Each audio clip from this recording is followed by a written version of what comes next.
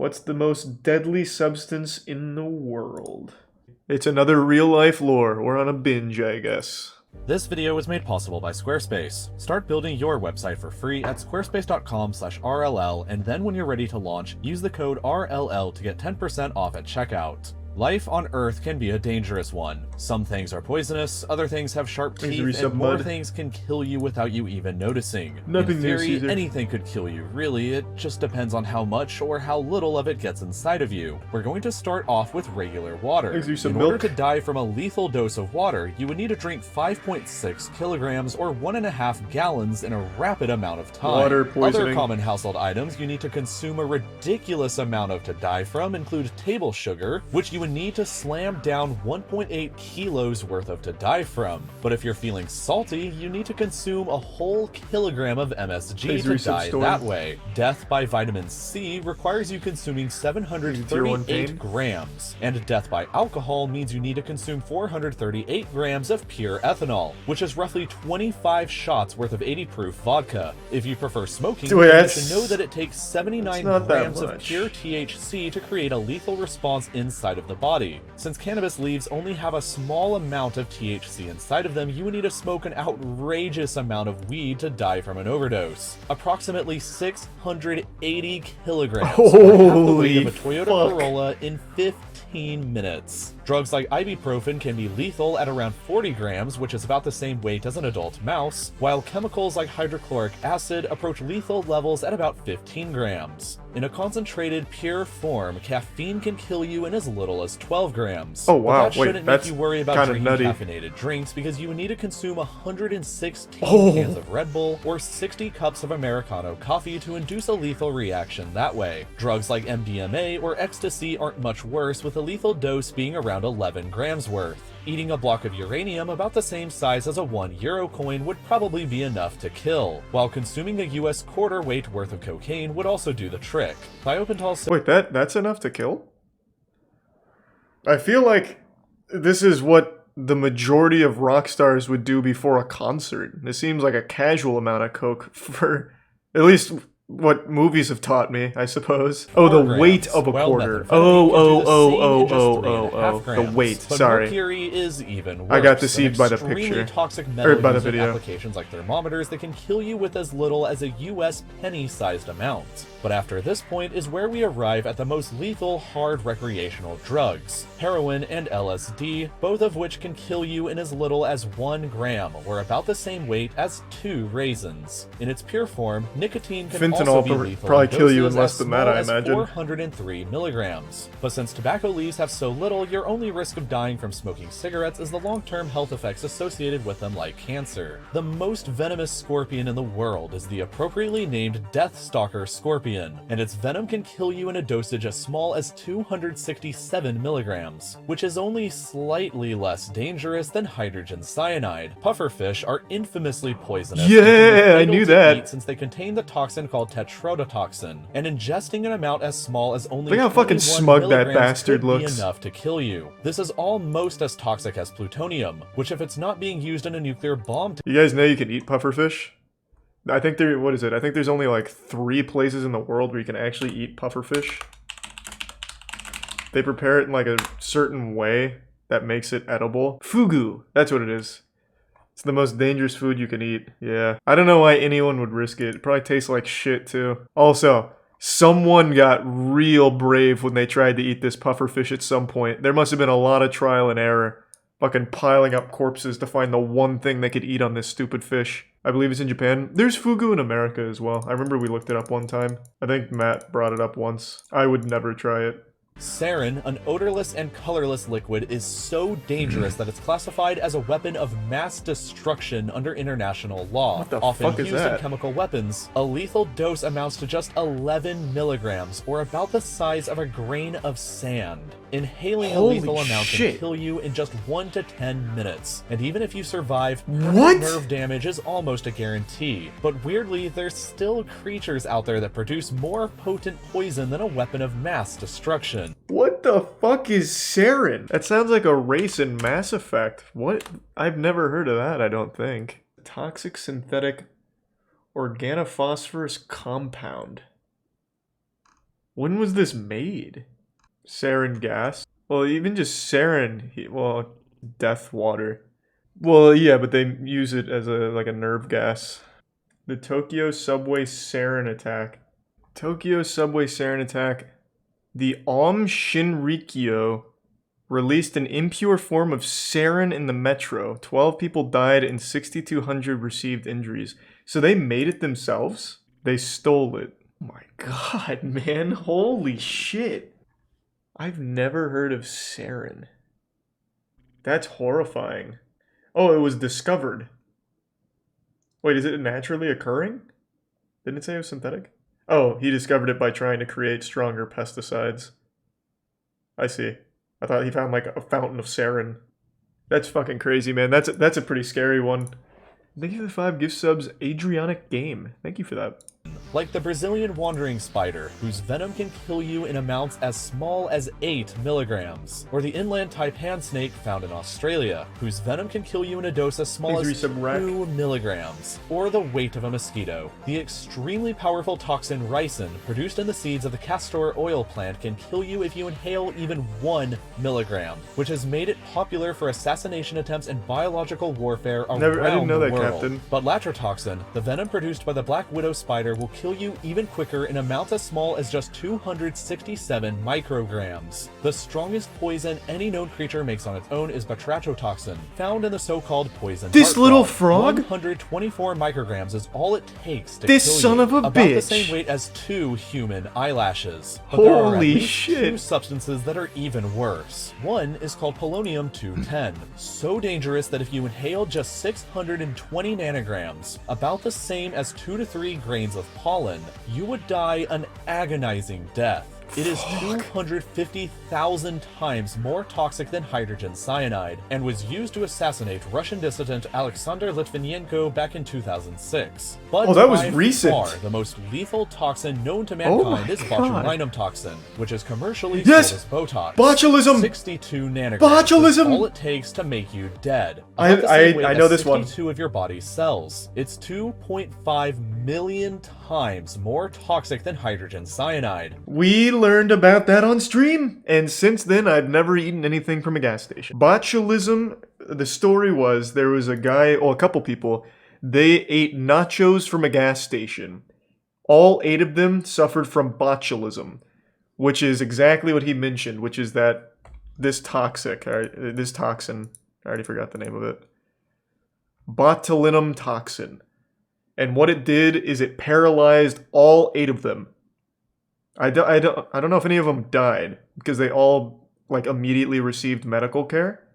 Yeah, we learned about it from Chubby Emu. I have never, ever changed, like, my life based on a YouTube video until that one. Because I used to eat at, like, Wawa and stuff. I was even planning to do a gas station food tier list of just eating the grossest food, because I used to eat, like, the seafood that they kept on the racks at gas stations back when I was in college. Like, if I'd get drunk, I'd have, like, their gas station seafood, which was the stupidest idea ever. And then I watched that video and I'm like, oh my god, I will never do that again. Wawa food is good, but I will never eat it again. If it comes from a gas station and it's not prepackaged, I'm not eating it. I'm not risking botulism for the sake of having a goddamn nacho. Were they paralyzed permanently, or... The one that Chubby Emu focused on, I think made a full recovery over the course of like a month or 2 or something like that. I don't know about the others. But somehow, fucking botulism is more dangerous, well, dangerous might not be the right word, more toxic than polonium-210, sarin, and this goofy frog's cum or whatever. A fucking gas station nacho. I know it's not all gas station food, it was a freak accident. What happens is, Chubby Emu explained it, it can only exist when it's really mismanaged. So the cheese from the nachos was apparently not properly cared for, and I think it got too hot. So it got way too hot, it like started rotting or something, and then it eventually produced botulinum toxin. Misuse of cheese dispenser caused the botulism outbreak.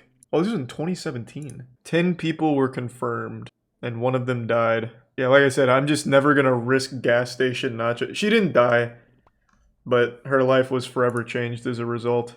One of them did. They said it was like a father. Okay, let's see the actual specifics of how this happened. Thanks to Tier 1 Pharaoh and the resub random number Sonic Wheezeman.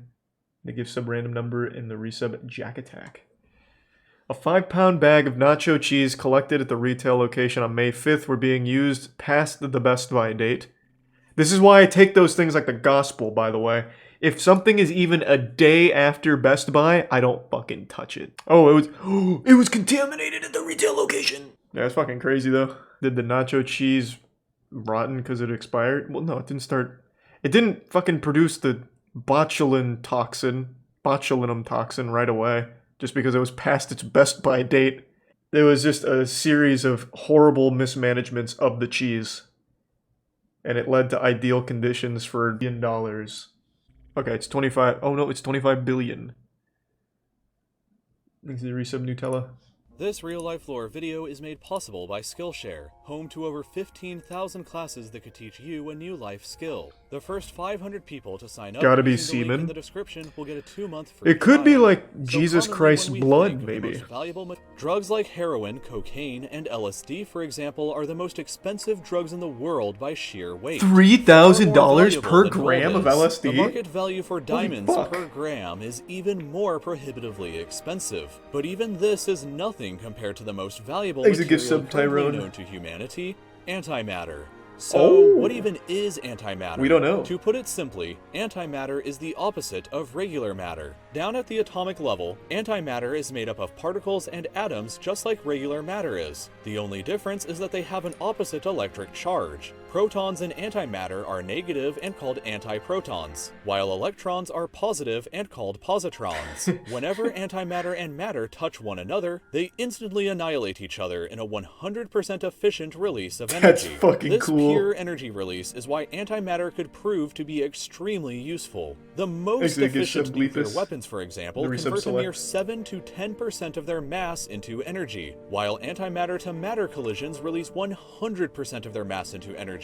If you somehow were carrying 1 gram of antimatter about the size of a raisin and dropped it on the ground, it would create an explosion greater than both the Hiroshima and Nagasaki nuclear explosions combined, easily enough to Nice. destroy an entire city. Smaller scale assassination weapons may be more economically feasible, however, like the theorized antimatter bullet, which would essentially be a regular bullet but with a tiny 1/1000th of a gram of positrons attached to the tip. Upon impact, the bullet fired from a rifle would be capable of destroying an entire house, tank, or any other similar-sized object. Holy But antimatter shit. has several other uses beyond just military ones. Antiprotons have also been shown in several studies to have the potential to treat certain kinds of cancers, and antimatter could also be used as a fuel source for interstellar travel. It is conceivable that using antimatter as a fuel source could propel a rocket with humans on board to about 50% of the speed of light, which is fast enough to reach the nearest star to That's Earth pretty in just good. a little over 2 years. That's pretty So, good. Why haven't we created enough There's antimatter a Prime yet to Rogue. do any of these incredible pain. things? The answer is because antimatter is incredibly rare, difficult to produce, and prohibitively expensive currently. It appears that nearly the entire observable universe is made out of regular matter, and while it is possible that there could be entire galaxies made out of antimatter, we have so far not been able to detect any. Antimatter is produced naturally in Earth's outer atmosphere when high-energy cosmic rays impact it, but the amount produced is tiny and lasts only briefly before it comes into contact with regular matter and annihilates itself. The only practical means of acquiring antimatter so far have been to produce it artificially ourselves. I didn't know the But even Hadron this Collider method is produced it. incredibly difficult and expensive.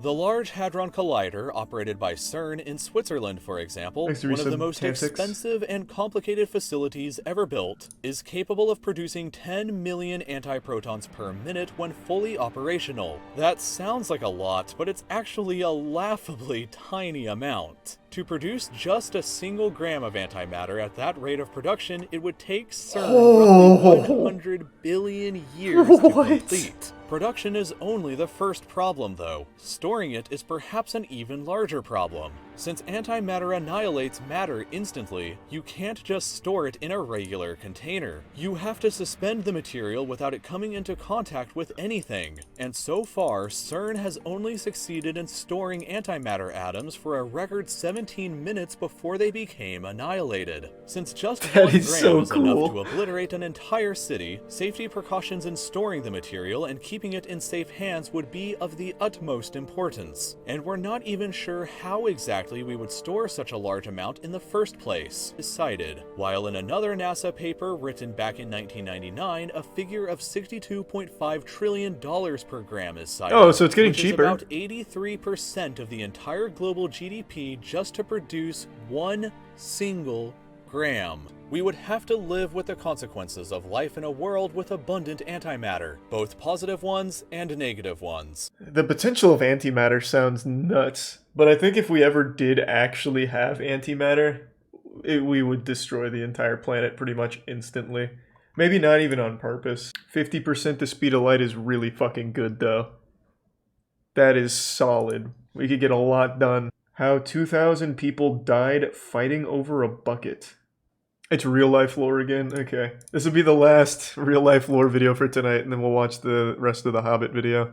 There was the time that El Salvador invaded Honduras after a controversial football game, the time that the Austrian army fought a battle with itself while drunk, and countless times where one guy thought that his religion or way of ruling was better than anybody else's. Most wars, in fact, could probably be argued were fought for stupid reasons. But in all of my personal reading, I've never come across one as silly sounding as the War of the Bucket, which, yeah, was an entire war where thousands of people died fighting over essentially a wooden bucket. That better be a great fucking bucket, though. Middle Ages. Italy at the time was divided into various different city-states, and northern Italy in particular was part of the Holy Roman Empire. The Holy Roman Emperor invaded Italy and was defeated by a bunch of city-states brought together by the Pope. Oh, Over the nice. next couple centuries, different states shifted around their allegiances, but by the 14th century, Modena was all aboard Team Holy Roman Emperor, and Bologna was on Team Pope.